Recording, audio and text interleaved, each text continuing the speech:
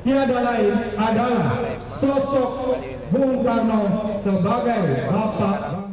Dalam keterangannya, Ketua Panitia Sarasehan Nasional dan Deklarasi Kusuma Kelakan mengatakan, kegiatan ini merupakan upaya untuk mengingatkan lagi ingatan serta memori masyarakat tentang peranan, figur, serta ketokohan Bung Karno pada masanya, sehingga begitu dikenal hingga di internasional. Kegiatan ini juga diisi deklarasi elemen dan eksponen masyarakat Bali untuk mendorong agar MPR RI menetapkan Bung Karno sebagai Bapak Bangsa dan tanggal 1 Juni sebagai hari lahirnya Pancasila. Dengan prinsip ideologi yang dimilikinya, kemudian Pancasila sebagai falsafah hidup, bagian daripada falsafah dasar untuk melakukan perlawanan terhadap kapitalisme, imperialisme, dan kolonialisme seperti dulu.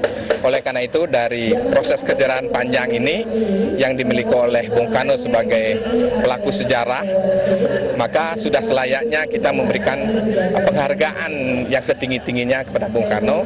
Makanya akhirnya kami selaku panitia di komponen masyarakat Bali ini melakukan serasehan dan deklarasi ini dalam rangka mendorong MPR agar menetapkan Bung Karno sebagai Bapak Bangsa dan 1 Juni sebagai lahir Pancasila.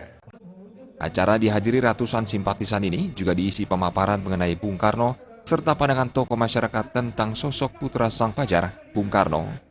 Lagu Bung Karno serta film dokumenternya menghibur hadirin yang hadir. Dengan latar panggung menggambarkan Istana Gebang, tempat di mana Bung Karno menghabiskan masa kecil hingga remajanya.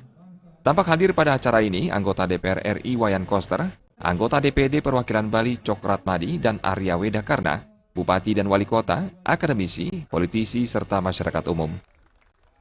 Pratnya Paramita dan Juliana, Bali TV.